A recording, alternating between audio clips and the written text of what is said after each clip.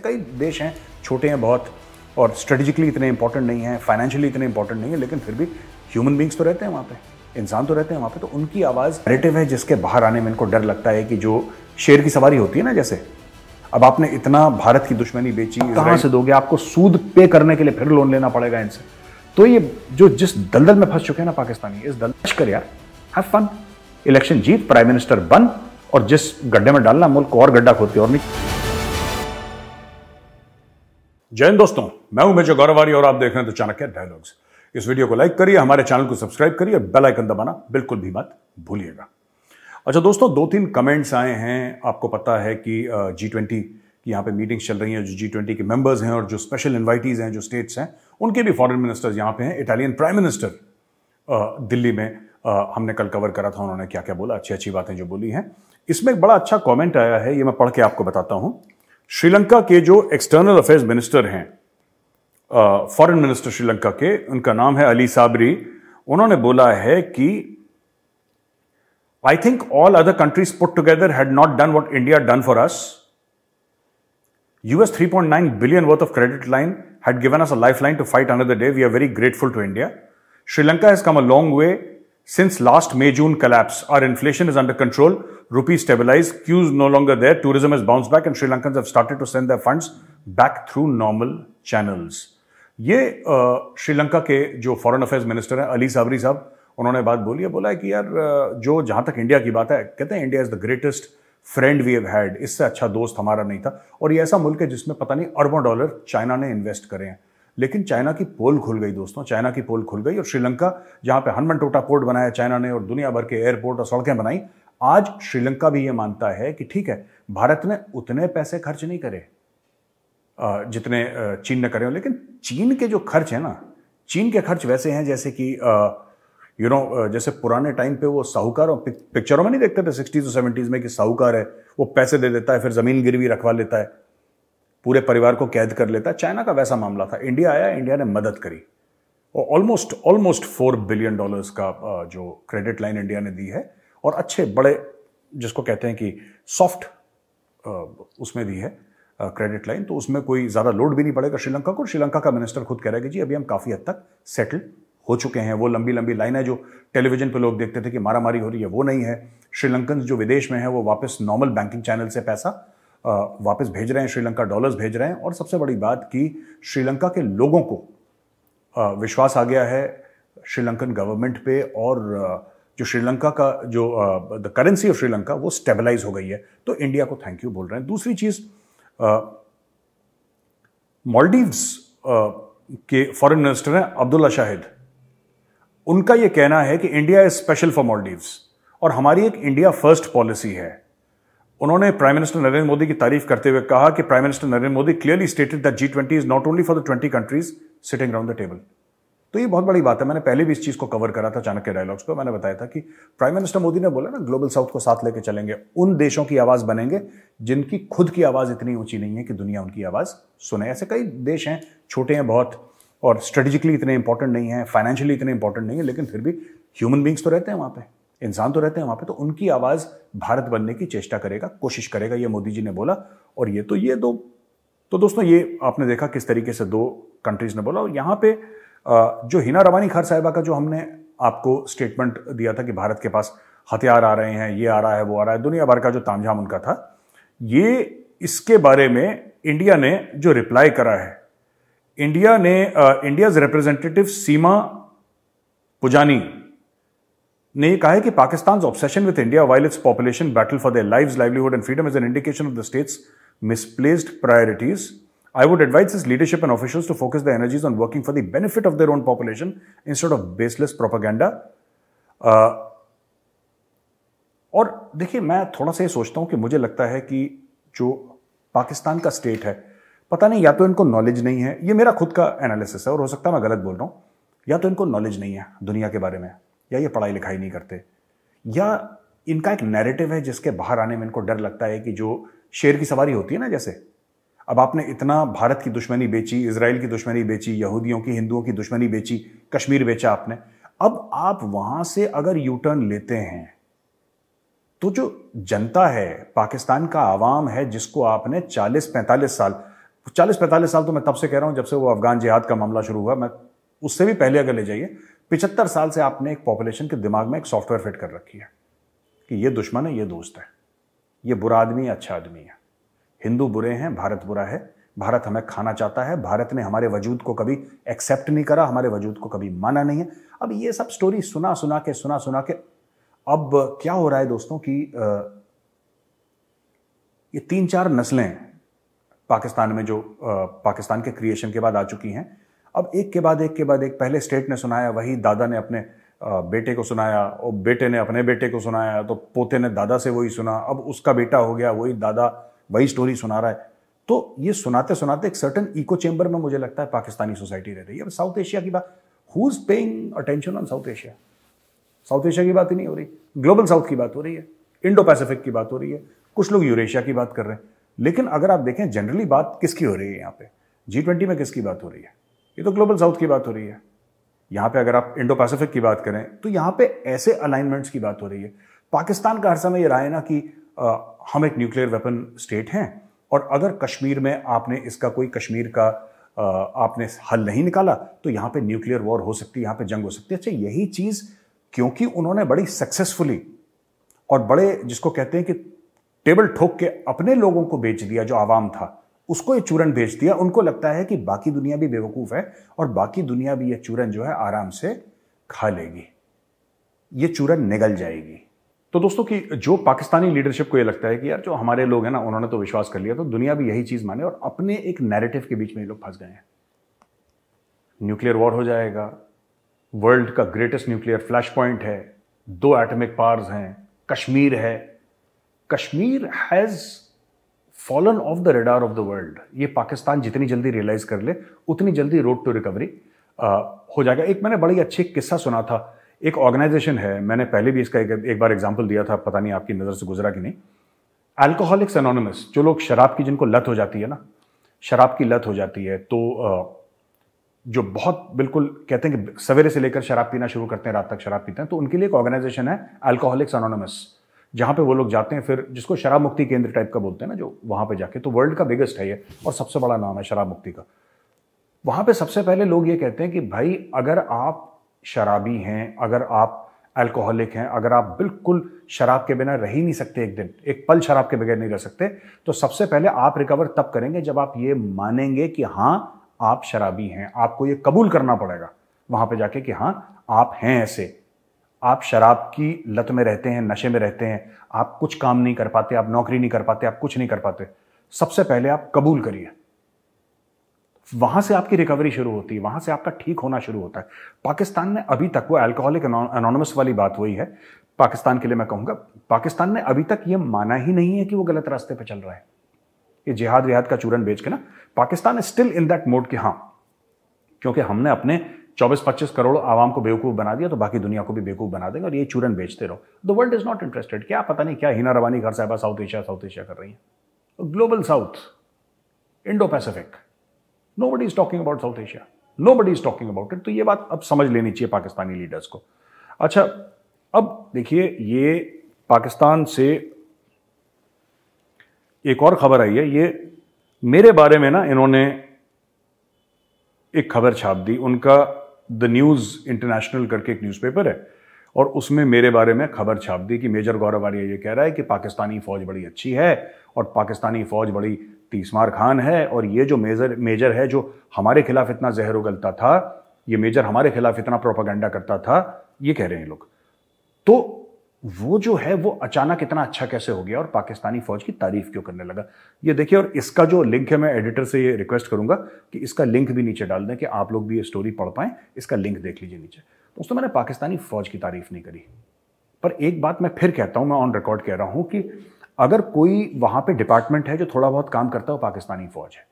और पाकिस्तानी फौज वो गोंद है, वो ग्लू है जो इन सबको चिपका के रखता है, इन सबको, जिसको कहते हैं ना कि बांध के रखता है इनके मुल्क में।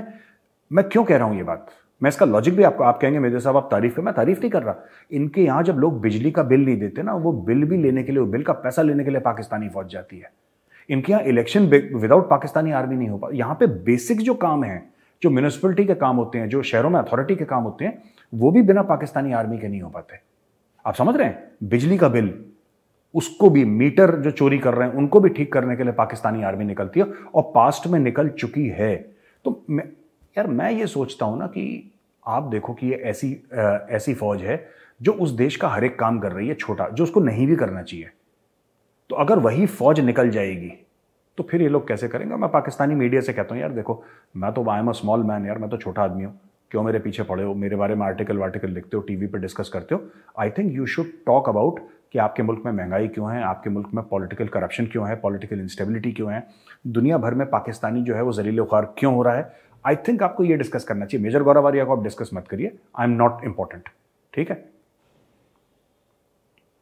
अच्छा, जर्मनी ने यहां पे पाकिस्तान को धमकी दे दी है, बोला है कि भाई जो जीएसपी स्टेटस है वो आप लूज कर सकते हो। जीएसपी स्टेटस क्या होता है? देखिए, एक स्पेशल, आप टैक्स फ्री कह सकते हैं एक किस्म का। ये बड़ा मैं टूटी फूटी डेफिनेशन दे रहा हूं आपको। एक्चुअली क्या है, यूरोपियन कंट्रीज ने पाकिस्तान को जीएसपी प्लस दे रखा है और जीएसपी प्लस में पाकिस्तान को कुछ बेनिफिट मिलते हैं जब ये उस मुल्क में एक्सपोर्ट करते हैं, और पाकिस्तानी चीजें कॉम्पिटिटिव हो जाती हैं क्योंकि इनको बेनिफिट्स मिल जाते हैं, टैक्स के और चीजों के बेनिफिट मिल जाते हैं। तो पाकिस्तानी चीजें जो वैसे काफी महंगी थी वो अपने आप सस्ती हो जाती हैं, तो पाकिस्तान बेच पाता है। मैं मोटा मोटी बता रहा हूं आपको, ये बिल्कुल 100% एक्यूरेट मत समझिएगा, मोटा मोटी है। अब जर्मनी ने बोला, यार जब हमारी चीज आपके यहां आती है तो आप हमारी गाड़ियां तो खरीदते नहीं। पहले जो चोरी का पैसा था इससे पाकिस्तानी बड़ा इंपोर्ट करते थे, ऑडी, BMW, मर्सिडीज। अब ये सब करना बंद कर दिया क्योंकि डॉलर है नहीं पाकिस्तान में।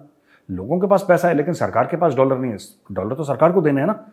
अब इसमें इशू ये हो गया कि अब ये कहते हैं कि आप करो इसको, आप इंपोर्ट अपना खोलो, वरना जीएसपी प्लस हम हटा देंगे। अब आप समझ रहे हैं बात? अगर जीएसपी प्लस हटा देती है यूरोपियन यूनियन, जिसका जर्मनी एक बहुत तगड़ा प्लेयर है, बहुत तगड़ा प्लेयर है, and the richest country in the European union, including UK, जो कि यूरोपियन यूनियन में नहीं है, लेकिन अगर इंग्लैंड को भी मिला दे पूरे यूरोप में, तो सबसे अमीर तरीन जो मुल्क है वो जर्मनी है, राइट? सबसे अमीर मुल्क जो है वो जर्मनी है पूरे यूरोप में। वो वाला मुल्क कह रहा है कि साहब अगर आपने अपनी इंपोर्ट बंद कर दी, क्योंकि आप तो लेटर ऑफ क्रेडिट नहीं खोल रहे, आप तो हमारी गाड़ियां ले ही नहीं रहे, तो धंधा तो दोनों तरफ से होता है ना यार। हम पाकिस्तानी चीजें खरीदें, आप जर्मन चीजें खरीदो। आप ये कहते हो कि एक तरफा फायदा होता रहे पाकिस्तान को। हमारे जो जांगिया बनियान तौलियां वही आप खरीदते हो, लेकिन आपकी हम गाड़ियां नहीं खरीदेंगे, तो ये कैसे हो सकता है? तो आप इसको ठीक करिए, वरना जीएसपी प्लस से आप हाथ धो बैठेंगे। देखिए, अगर पाकिस्तान का जीएसपी प्लस से नाम हट गया ना, पाकिस्तान को बहुत ज्यादा नुकसान हो जाएगा दोस्तों, क्योंकि वैसे भी पाकिस्तान को जीएसपी प्लस जो मिला है, ये जो फैसिलिटी मिली है, खैरात में मिली है। पाकिस्तान की कोई ऐसी चीज नहीं है जो कि वर्ल्ड क्वालिटी की हो, जिसको देख के लोग पागल हो जाएं, कह रहे पाकिस्तानी चीजें चलो हमें खरीदना, ऐसा कुछ नहीं है। ये खैरात है, ये भीख है जो दे रखी है कि चलो यार तुम दे दो, हम तुम्हें पैसा देते हैं। इस टाइप का यूरोपियंस ने कर रखा है जीएसपी प्लस। मैं तो कह रहा हूं जीएसपी प्लस के बिना बेचना चाहिए पाकिस्तानियों को चीजें। अगर माल अच्छा होगा, महंगा भी होगा, कोई बात नहीं, आपका माल इतना अच्छा है कि लोग प्रीमियम देना पसंद करें उसके ऊपर, आप ऐसे करो ना। ये पूरा मुल्क किसी जीएसपी पे 9-10 अरब पता नहीं कितने का है, ये इनका जीएसपी प्लस का चल रहा है, और ये बहुत बड़ा एक जिसको कहते हैं फॉरेन एक्सचेंज जिससे आ जाता है पाकिस्तान में। तो इसकी धमकी जर्मनी ने सीधी सीधी दे दी है। अच्छा जी, एक और चीज है कि अब दोबारा, एक बार हमने पहले डिस्कस करा था वो पाकिस्तान ईरान गैस पाइपलाइन, तो इसमें बोल दिया है इन्होंने, क्या नाम कहते हैं, ईरान ने बोल दिया कि यार आप एक्सपेडाइट करो, क्योंकि ईरान ने बहुत पहले ये बोला था कि अगर आप ये नहीं करते तो आपको बहुत बड़ा फाइन लग सकता है, 18 अरब डॉलर का। ईरान पाकिस्तान के ऊपर फाइन लगा दे। इस्लामाबाद में face 18 billion fine in case failure to complete construction by next year. तो अगले साल तक, अगर आप 2024 तक अगर आप इस पाइपलाइन को ना कंप्लीट करें तो कोई बात नहीं, आप हमें 18 अरब डॉलर दे दीजिएगा, ये आपके ऊपर फाइन। और इस पर पाकिस्तान साइन कर चुका है, लेकिन पाकिस्तान ने काम नहीं शुरू करा उसके ऊपर। तो ये पाकिस्तान के ऊपर और एक ईरान की तरफ से, जो बिरादर इस्लामी मुल्क है और पाकिस्तान से उसका बॉर्डर मिलता है, और जिसको पाकिस्तान कई बार बोल चुका है कि जी अस्सी भी मुसलमान थे तो सही मुसलमान, ये सब स्टोरी सुना चुका है। ये जो मुल्क है इसने साफ मना कर दिया पाकिस्तान को कि बॉस अब नहीं चलेगा, अगले साल 2024 तक कंप्लीट करो, वरना 18 अरब का जुर्माना हमें दो। ठीक है।